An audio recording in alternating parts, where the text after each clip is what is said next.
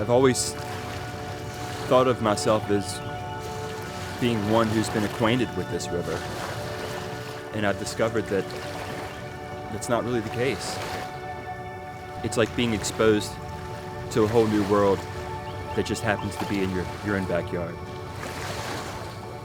Our first paddle on the James River was about a simple commitment: to travel 250 miles from the headwaters in the Blue Ridge Mountains to our home in Richmond, Virginia, filming and documenting an ancient river as it runs today.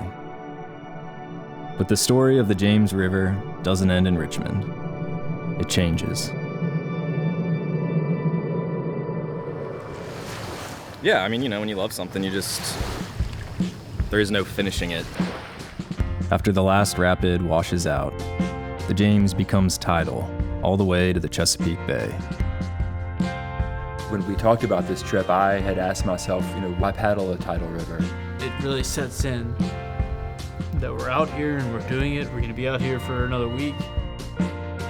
Right at the midpoint, we're gonna be 4 miles offshore in every direction. I've never really done anything quite like this, so I'm a little freaked out. Not today, I've decided. While it feels like we're maybe in the middle of nowhere, we're kind of in the center of everything. The next 110 miles make up the most historic waterway in America. When you talk about Jamestown Island, you're talking about a complex history that goes back 10,000 years. Seas are rising, land is sinking. The story is not a good one. It never is for Native people of the Americas. We just want to tell the whole story, not out to rewrite history, just to retell it. That's all. A place of hope and despair, of disaster and recovery.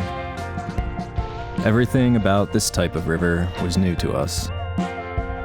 Just got pretty choppy here. The struggles. A storm gathers behind me, barreling down the James. They want to call the Coast Guard. I don't think we're there yet. The triumphs. Is this all you got? And the beauty of a tidal river.